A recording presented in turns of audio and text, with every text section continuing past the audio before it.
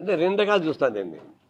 ఒకటి సరే నోరు పారేసుకోవడం, బూతులు తిట్టడం, టీలు తిట్టడం వాళ్ళు అది కరెక్ట్ కాదు. దాన్ని ఆన్సర్ పెట్టాల్సిందే.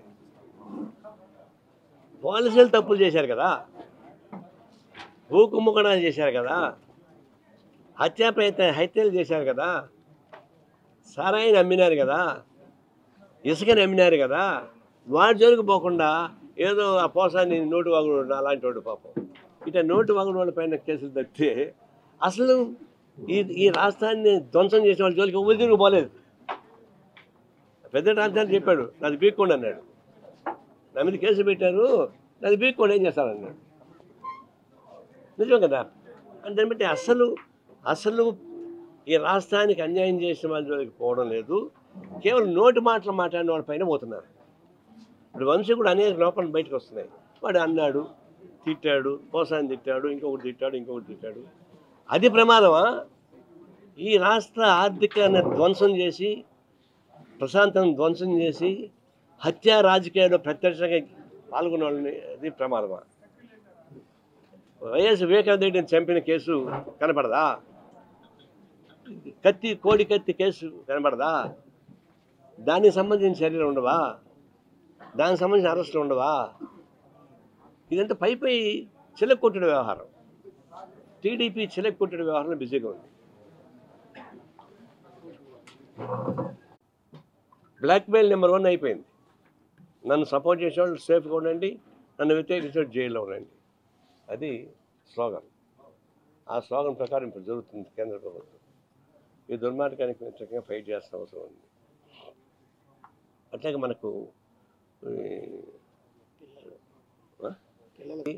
పొలిటికల్ ఆర్గ్యుమెంట్ ఏమొస్తుంది? ఏమొస్తుందంటే మోడీ చేసే దుశ్చర్యలకు వ్యతిరేకంగా, తర్వాత ఫెడరలిజానికి వ్యతిరేకంగా, భాషను ఉపయోగించుకోవడంతో వచ్చేటువంటి విమర్శలకు వ్యతిరేకంగా ఫైట్ చేస్తూ పోయి వాళ్ళకి పిల్లలు ఎక్కువ ఉన్నారు కాబట్టి మనం కూడా పిల్లలు ఎక్కువ మంది కొన్నాం అని చెప్పేసి అని ఒక దరిద్రం శ్లోకం ఒకటి వచ్చింది. అది ఫస్ట్ ఎవరు చెప్పారు? భగవంతుడు చెప్పాడు, చీరు చెప్పాడు ఎక్కువ మంది పిల్లల్ని కనమని. దాన్ని చంద్రబాబు నాయుడు ప్రధానం వేసుకున్నాడు. ఆయన మాత్రం ఒకనే కనుక్కున్నాడు. స్టాలిన్ అదే భాష మాట్లాడడం మొదలు పెడుతున్నాడు. ఇది ఎక్కడ తెచ్చారు? ఇది అంటే ఆడవాళ్ళు ఏమన్నా యంత్రాలా, మిషన్స్ వాళ్ళు ఏమన్నా, వాళ్ళు టెక్స్టైల్స్ మిల్సా ఉత్పత్తి చేయడానికి? అంటే ఆడవాళ్ళని ఒక ఉత్పత్తి కేంద్రాలుగా మార్చి మీరు బిడ్డలు కనండి అని చెప్పేసి అని చెప్పడం అంటే మోడీ భాషకి సపోర్ట్ చేసినట్టు లెక్క. అది వాళ్ళది వేరు. పొలిటికల్ ఆర్గ్యుమెంట్ కాకుండా బిడ్డలను కనండి, జనాభా సూచించుకోవడం అంటే అది మహిళా వ్యతిరేకమైన స్లోగన్. అది మరి సృష్టి వేరుగా ఉంది. మగాడు మీరే కనుక్కున్నారంటే, మా ఫ్రెండ్ భార్యని అడిగా ఏమేమి ఒకటే కనుక్కున్నావు అంటే, నాకు ఓపికలే నా మొగుడిని కనుక్కోమని చెప్పింది. మొగుడు అంటాడు పాపం, మొగుడు కొనలేరు కదా. ఆ ఆర్గ్యుమెంట్ పెట్టడానికి కావాల్సినటువంటి పద్ధతుల్లో ఫైట్ చేయాల్సి వస్తుంది. ఇప్పుడు సమస్యలు అనేక వస్తున్నాయి ఈ రాష్ట్రాలలో కూడా, అటు ఆంధ్ర రాష్ట్రంలో, తెలంగాణలో కూడా. ఈ ప్రభుత్వాలు మారుతున్నాయి కానీ ఆ సారాంశం మారలే. ఏమంటారు? పాత సీసా కొత్త పాట తులసికి తెలుసుంటుంది. కొత్త సీసాలో పాత సారా ఆ మాట అయిపోయింది. ఇప్పుడు కింద ఏం మారలే, పైన ఉపరితలాలు మారినాయి, రంగులు మారినాయి, జెండాలు మారినాయి, డ్రెస్ మారింది. కిందికి వచ్చేకాడికి ఇది కనపడలే. నీకు ఒక ఎగ్జాంపుల్, గ్లేరింగ్ ఎగ్జాంపుల్ చెప్పాలా? ఏమో తెలియదు. వైసీపీ గవర్నమెంట్ ఉన్నప్పుడు బండారు సత్యనారాయణ టీడీపీ నాయకుడు, ఆయన మీద కేసులు పెట్టారు. కేసులు పెడితే అతను జైలుకి పోయినాడు, హాస్పిటల్లో ట్రీట్మెంట్కి వచ్చాడు. ఆ ట్రీట్మెంట్లో ఉన్నటువంటి వార్డు అమ్మాయి, తెలిసిన అమ్మాయి, చంద్రాయేశ్వర బంధువుల అమ్మాయి, బాగా పనిచేస్తుంది. పేషెంట్గా చూసి అప్పుడు వైసీపీ గవర్నమెంట్ ఏం చేసింది? నువ్వు టీడీపీ వాడికి ట్రీట్మెంట్ ఇచ్చావు కాబట్టి అతను అమ్మాయిని సస్పెండ్ చేసింది. అమ్మాయి బెస్ట్ డాక్టర్, ఎవరని చెప్తారు, ఎమర్జెన్సీ మెడిసిన్స్ ఇన్ఛార్జ్. ఆ తర్వాత దాన్ని ఏదో తంటాలు బట్టి సస్పెండ్ పని చేస్తుంది. ఇప్పుడు ఈ గవర్నమెంట్ వచ్చింది. ఈ గవర్నమెంట్ వచ్చిన తర్వాత పోయి అడిగితే ఈ గవర్నమెంట్ ఆ పాత గవర్నమెంట్ ఏ పనిష్మెంట్ ఇచ్చిందో అదే పనిష్మెంట్ కన్ఫర్మ్ చేసింది లేటెస్ట్ గవర్నమెంట్. టీడీపీ నాయకుడి పైన కక్ష సాధింపు చర్యలో భాగంగా వైసీపీ ఈ డాక్టర్ పైన చర్యలు తీసుకుంటే పోనీ టీడీపీ గవర్నమెంట్ వచ్చింది కదా, మళ్ళీ ఈ బండారు సత్యం ఇప్పుడు ఎమ్మెల్యే. మళ్ళీ టీడీపీకి అనుకూలంగా ఉండేవాడిని మీద ట్రీట్మెంట్ పేరుతోటి మళ్ళీ ఆ అమ్మాయికి అదే పనిష్మెంట్ ఇచ్చారు. దాంట్లో కింద ఏం మారలే, వాళ్ళ గవర్నమెంట్ నడుస్తుంది. ఇంకా నీకు అనేక ఎగ్జాంపుల్ చెప్పగలను, పేపర్ ఫైల్స్ అన్నీ కూడా. నేను ఎగ్జాంపుల్ చెప్తే అమ్మాయి గవర్నమెంట్ ఎంప్లాయీ, మీరు రాస్తే ప్రాబ్లం వస్తుంది. ప్రాబ్లం వచ్చినా పర్వాలేదు, ఆ అమ్మాయికి ఉద్యోగమైన కంపెనీ మునిపోవు, అది బతకగలదు. కానీ సిస్టమ్ అప్పటికిప్పటికి ఏమైంది, నేను ఒకటే ఎగ్జాంపుల్, అన్ని ఎగ్జాంపుల్ అక్కర్లా, ఈ ఎగ్జాంపుల్ చాలు. మిగతా చెప్పాలంటే ఇంక బోల్డ్ అంత ఉన్నాయి. అందులో ప్రభుత్వం మాండేట్ కాదు, దీని మీద చేయాల్సింది. అట్లాగే భూ కుంభకోణాలు, భూ ఆక్రమణలు పెద్ద జరిగిపోతున్నాయి. తిరుపతి మామూలు ఫైట్ చేస్తారు కదా, చెరువులు కుంటలు కావాలని చెప్పేసి హైదరాబాద్ హైడ్రా నాయకత్వాన ఎఫ్టీఎల్ మొత్తం కొట్టేస్తున్నారు, చెరువులు కాపాడుతున్నారు. ఇక్కడ మనకు పల్లె టాకీస్ కాడ చెరువు మాయమైపోయింది, రాజీవ్ నగర్ చెరువు మాయమైపోయింది. చుట్టుపక్కల చెరువులు మాయమైపోతుంటే మనకి వాటర్ కలిసింది కాదు. ఎక్కడ కానీ ప్రపంచంలోని ఏ దేశాలు తిరిగినా కూడా వాటర్ బాడీ సపరేట్గా కాపాడుతారు దాన్ని మన చుట్టూ ఫెన్సింగ్ చేస్తారు, వాకింగ్ ట్రాక్ పెడతారు. ఇక్కడేమో తిరుపతి మొత్తం క్లోజ్ చేస్తున్నారు. అంటే ఎందుకు బహిరంగ జరుగుతున్నప్పుడు ఎందుకు చేస్తున్నారు? అట్లాంటివి భూ కుంభకోణాలు ఇంకా జరుగుతున్నాయి. అవినీతికి కొనసాగుతూనే ఉంది, ఈ సమస్య వస్తూ ఉంది. ఇప్పుడు మద్యం, అప్పుడేమో అకౌంట్ లేకుండా క్యాష్తోనే డబ్బులు తీసుకొని పోయారు, నో జిఎస్టీ, నో ఆన్లైన్. ఇప్పుడు అన్నీ పకడ్బందీకి పెట్టారు, కానీ దీనిలో కూడా సమస్య ఉన్నాయి. నీకు ఎగ్జాంపుల్ ఆఫీస్ పక్కనే, నేను రేపు చెప్తాను అనుకున్నాను కానీ ఇప్పుడే చెప్పేస్తాను. కూడలి స్కూళ్ళు, హాస్పిటల్, కాలనీ మంచి మధ్యలో ఎందుకు షాప్ పెట్టాలా? ఆ షాప్ పెట్టడానికి మా వాళ్ళు రైతు ఇస్తే మన బ్లాక్మెయిల్ చేస్తున్నారు. సరే, కలెక్టర్ చాలా మంచివాడు, నాకు తెలిసినంత కలెక్టర్ చాలా మంచివాడు, నాకు అంతమంది తెలుసు కాబట్టి. అతని పోయి ఏం చేసినారు వీళ్ళు, ఆ పక్కన ఇంకొక షాప్ ఉంది సార్, ఆ షాప్ వాళ్ళు డబ్బులు ఇచ్చి వీళ్ళతో ఉద్యమం చేయిస్తున్నాడు షాపు మించమని చెప్పారు. ఆయన పాప అమ్మాయికి నమ్మేశాడు దాన్ని.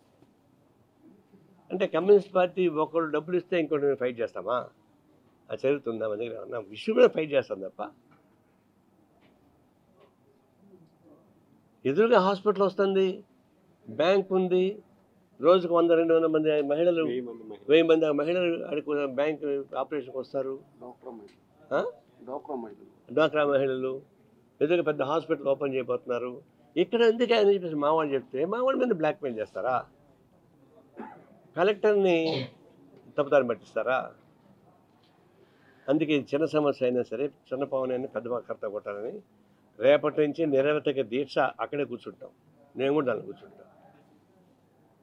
ఉంటే ఆ షాప్ ఉన్న పోవాలి, లేకపోతే మమ్మల్ని జైల్లో పెట్టాలి. ఇష్యూ చిన్నదైనా సరే సోషల్ ఇష్యూ, దాన్ని బ్లాక్మెయిల్ చేస్తున్నారు, దాని మీద ఫైట్ చేసే మంది బ్లాక్మెయిల్ చేస్తున్నారు. దాన్ని మేము అంగీకరించు. రేపటి లోపల షాపుని షిఫ్ట్ చేస్తే చేయండి, లేకపోతే నిరవధిక దీక్ష మేము అక్కడే కూర్చుంటాం రాత్రి మౌళ్ళు. అదన్నా పోవాలా, మేమన్నా పోవాలా. That is my final decision.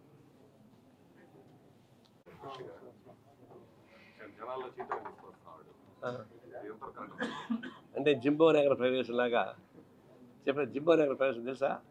ఆ సినిమా చూసారా? అరే జింబో నగర ప్రవేశం, కృష్ణ దాని హీరో. ఆయన అడవిలో చిన్నప్పటి నుంచి అడవిలో పెరిగాడు ఏనుగులతో పాటు.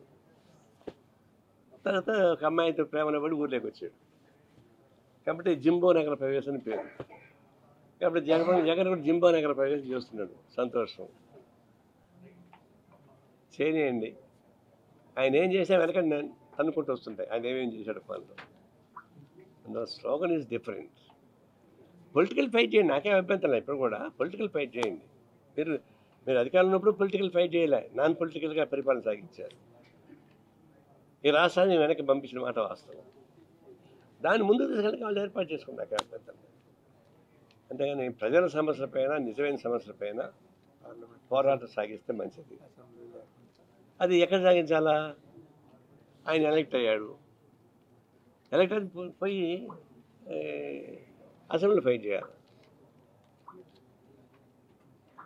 ఇది సూది ఢిల్లీలో పోగొట్టుకొని తిరుగుతుంది, ఎతికితాడు తిరుగుతుంది. నువ్వు ఏడ పోగొట్టుకుంటే అక్కడ ఎత్తుక్కోవాలి. పోయి అసెంబ్లీలో వెళ్ళావు, ప్రతిపక్ష హోదా ఉంటేనే ఇస్తారంటే చిన్నపిల్లలు చాక్లెట్లు కొట్లాడతారు చూడు, నాకు ఆ చాక్లెట్టే కావాలి, నాకు ఈ బిస్కెట్టే కావాలి. అది చిన్నపిల్లల మనస్తత్వం ఎందుకు? అసెంబ్లీకి పోయి ఫైట్ చేయి. అసెంబ్లీలో ఫైట్ చేయకుండా బైకాట్ చేస్తున్నాడు. అది ఇప్పుడు ఏం చేశాడు? అంతకుముందు చంద్రబాబు అదే తప్పు చేశాడు, అంతకుముందు జగన్మోహన్ అదే తప్పు చేశాడు, ఇప్పుడు తెలంగాణ కేసీఆర్ అదే తప్పు చేస్తున్నాడు. నువ్వు ఎన్నికైన తర్వాత, ప్రజలు నీకు ఓటేసిన తర్వాత చట్టసభలకు పోవాల్సిందే, అది వినిపించాల్సిందే. లేకుంటే ప్రజలు మోసం చేసి అవుతుంది కదా. కాబట్టి నీ వాగుడేదో ఊరి నుంచి వచ్చేది కాదు. అసెంబ్లీకి పోయి ఫైట్ చేయి, లేకపోతే రిజైన్ చేసి బయటికి వెళ్ళి. ఏ పార్టీ ఎవడైనా సరే ఒకసారి ఎన్నికైన తర్వాత చట్టసభలకు పోకుండా బైకాట్ చేస్తే రిజైన్ చేసి బయటకు రావాలి. అంతేగాని ఆడ జీతాలు తీసుకొని జోబు చేసుకొని నేను అది పోనేసి అంటే ఇది వైరాగ్యం. అసెంబ్లీ మీద అడిగినా, చెరువు మీద అడిగినా ఒకటే. తెలుసా చెరువు మీద అడిగితే ఏమవుతుందో? కాబట్టి చెరువు మీద అడిగేవాడే అసెంబ్లీని నేను అడుగుతాడు. అందుకన్నా మూర్ఖం కూడా ఉంది.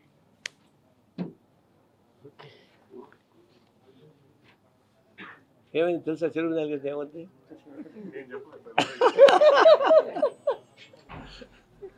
Okay, thank you.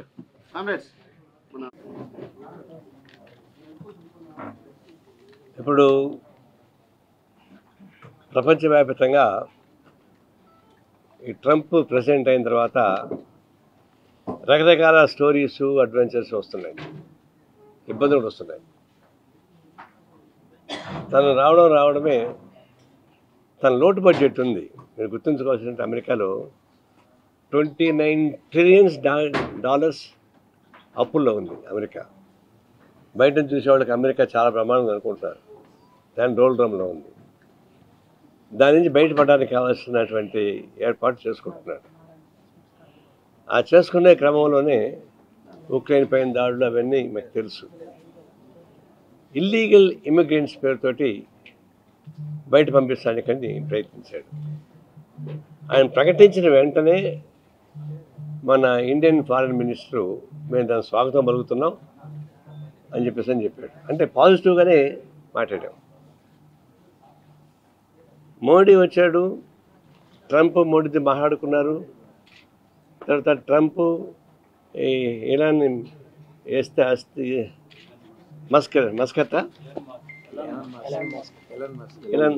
Elon Muscat అతను పారిశ్రామికవేత్త. ఆయన అమెరికన్ గవర్నమెంట్ కంట్రోల్ చేసి ఇక్కడ అదాని మోడీ గవర్నమెంట్ కంట్రోల్ చేస్తుంటారు. వీళ్ళందరితో మాట్లాడుకున్నారు, మంచిగానే మాట్లాడుకున్నారు. మసట చూసిందంటే ఇల్లీగల్ ఇమిగ్రెంట్స్ పేరుతోటి జంతువులను వేటాడుతున్నారు. నేను అప్పుడు మాల్లో ఉన్నా, ఒక్కసారిగా ఒక 300-400 పోలీసులు వచ్చారు.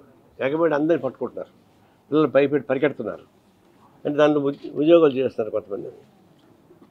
అంటే వాళ్ళకి వార్నింగ్ ఇచ్చి ఒక నెల టైం ఇచ్చి పంపిస్తే వెళ్ళిపోతారు.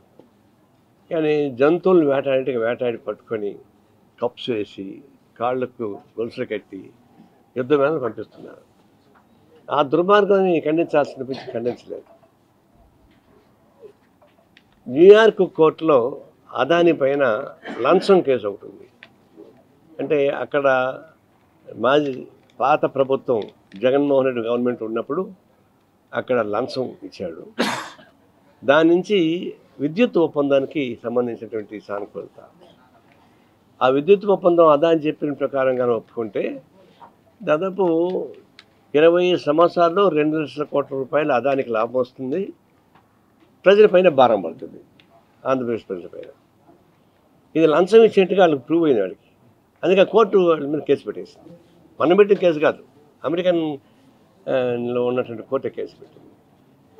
ఇప్పుడు అది బయటపడేయాలి. అది బయటపడడానికి ట్రంప్ అది పనిగా వచ్చి ఆయన కంగ్రాచులేట్ చేసి ఇలాన్ మస్క్తో మాట్లాడి కాంప్రమైజ్ చేసి చివరికి ఏ ఇన్వెస్టిగేషన్ ఏజెన్సీ అయితే కేసు పెట్టిందో ఆ ఇన్వెస్టిగేషన్ ఏజెన్సీ మొత్తం రద్దు చేసి పారేశారు. సాక్ష్యం లేదు, దాన్ని సరి చేసుకున్నారు వచ్చి. అందువల్ల అదానీని కాపాడడానికి ఆయన వచ్చాడు. అంతేగాని ఇల్లీగల్ మైగ్రెంట్స్ పేరుతోటి భారతీయులను ఇబ్బంది పెడుతున్నటువంటి వాళ్ళని కాపాడడానికి రాలేదు.